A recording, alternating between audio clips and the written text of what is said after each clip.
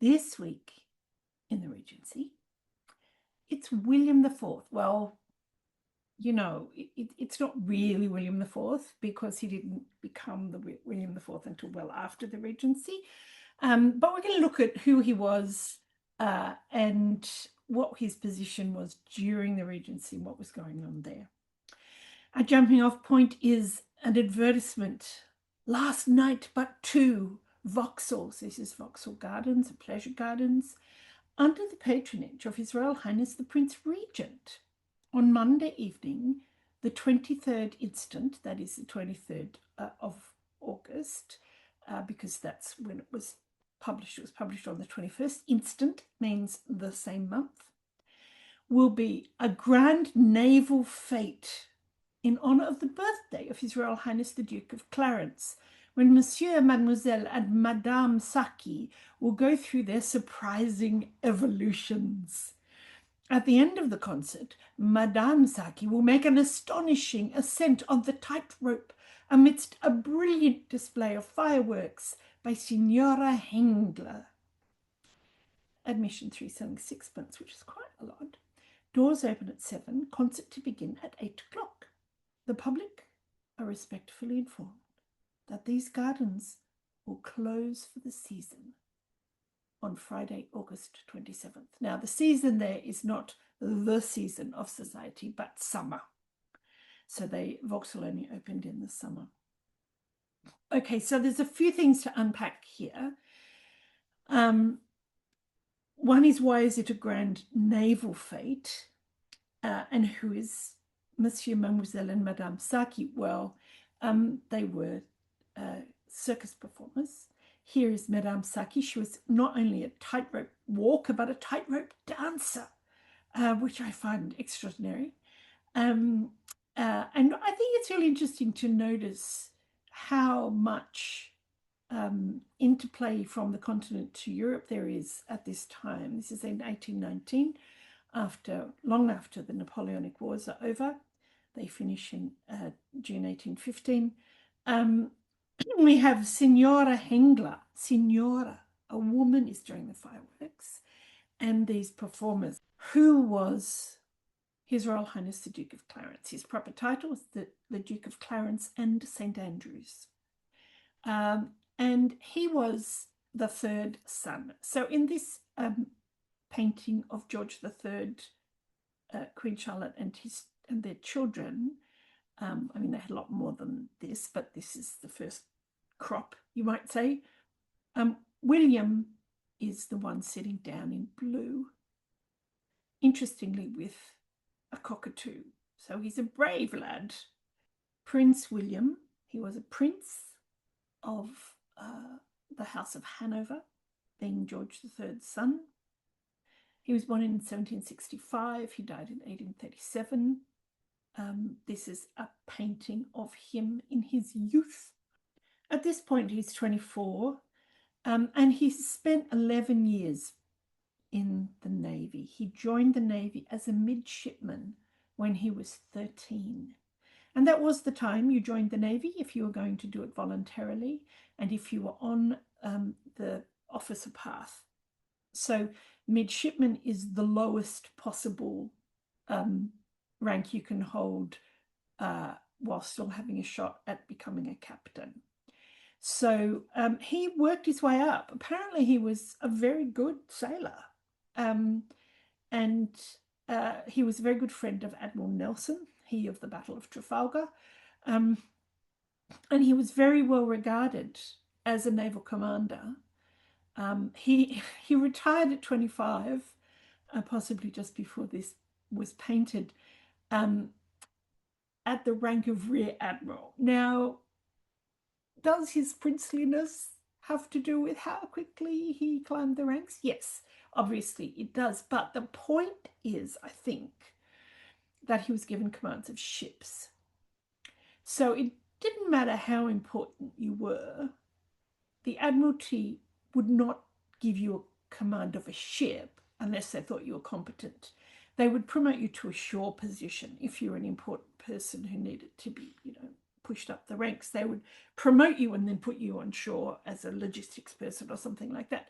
But they didn't do that with William. They promoted him from within the ship in the normal way, quite a lot faster, although it was wartime. And so promotions were much faster in that period than in others. And he earned his captaincy by all accounts, and he was a good captain. He came out of the Navy again at about the time that this was painted, and then he started living in London. He got a fairly modest allowance from the Crown, remembering that George III had children. So, 15 children, 13 made it to adulthood. So, the Crown purse was quite stretched in terms of how much each child got. But he needed that money, and he needed it because he fell in love with this woman, Dorothea Jordan. He met her after she'd already had 3 children to other men, fell in love with her. They set up house. And as far as we know, it was a very happy relationship for quite a long time. They had 10 children together. She was considered one of the best comedic actresses of the day, and she specialized in what was called breeches parts. That is, people like Rosalind in As You Like It, who have to dress up like a boy. And this was a little bit scandalous, of course, so real ladies didn't do it. They lived together for quite a long time, until 1814, at which point they split up. He took the boys. He left the girls with her, but on condition that she not go back to the stage.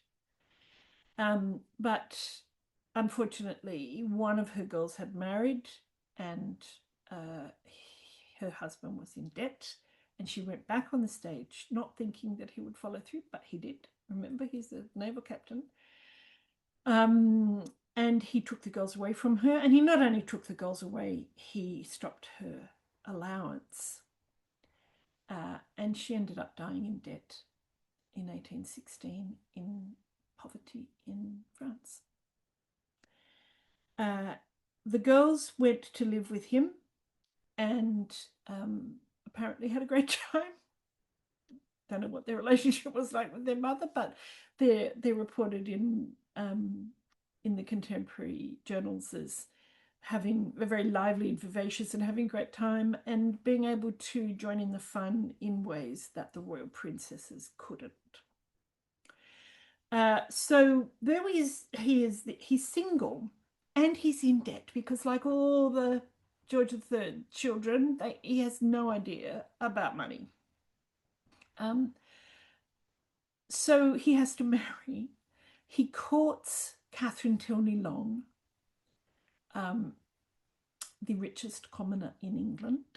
And if you remember her from the video called A Marriage, she ends up marrying the nephew of the Duke of Wellington, which she regretted because he was even more in debt than Prince William, but really didn't love her at all. So she might have been better off marrying William, who knows, although he was, of course, old enough to be her father. However, the Crown kind of organised a marriage for him in 1818. And the reason that they did that was not because of his debts, but because Princess Charlotte, the Prince Regent's daughter, in November 1817 had died in childbirth. There was no heir at all in that generation. There was nothing. All of his male children had enormous difficulty having kids. Maybe inbreeding, who knows? They were second cousins, George III and his wife Charlotte. So they arranged a wedding for William with this young lady, Adelaide. And she again was a German princess. They did like the German princesses, the House of Hanover. And she apparently, although much younger than he was, she apparently just took control of everything. They lived in Germany for the first year, very, very simply. And she just got his debt under control. He had an increased allowance because of being married. Um, and she just kind of took control, took over, and sorted everything out for him. And they lived apparently a very happy married life. He was faithful to her. They had two little girls who died in infancy and two miscarriages, at least, that we know of. So unfortunately, no children. Now, at this point, he's not the heir um, because his brother Frederick is in between. So if we go back to this painting by Zoffany, the boy in gold there is Prince Frederick, and he is the heir to the throne after Charlotte dies, because he's the next in line. He's the next boy. And so William at this point, although he hopes that his child will inherit, he doesn't expect to inherit himself. But then in 1827, Frederick dies. He's the Duke of York, and he dies. And so suddenly William is the heir to the British throne. Not a thing he was prepared for, not a thing he was trained in, and not something he ever expected to happen to him. So he becomes William IV when the Prince Regent, who then is George IV, dies in 1830. So he only knows he's the heir for 3 years. And then his oldest brother dies and he becomes William IV. So there's a lot to like in William IV. And I used to like him. And then doing the research for this video, I found out that after he became William IV, he was on the side of the slave holders of Jamaica rather than the abolitionists. And that makes me really sad. He's not that bright, I don't think, honestly. I mean, he's kind of good at doing things that are set in front of him, but not that great in the upstairs department. A lot like Pretty. But what happened apparently was that when he was in the Navy, he visited Jamaica, and the Jamaican slave owners got hold of him and convinced him that their slaves were treated so well. They were treated brilliantly, you know, they're so happy, they're so healthy, just look at them smile. And also that these slaves were better off than the peasants of Ireland and Scotland. And instead of taking from that the obvious lesson that the peasants of Ireland and Scotland needed help, he decided it meant that the slaves were fine and didn't need to be freed. Like I said, not that bright. So that has really tarnished my image of him. I think what you can say is that he was an affable prince. He had very little side, very little condescension. He was, when he was with a woman, he was faithful to her, very much unlike his older brother. And he was genuinely a good father. And then we have the man who becomes William IV at the end of King George IV's reign. So I'm left with mixed feelings. That's this week in the Regency.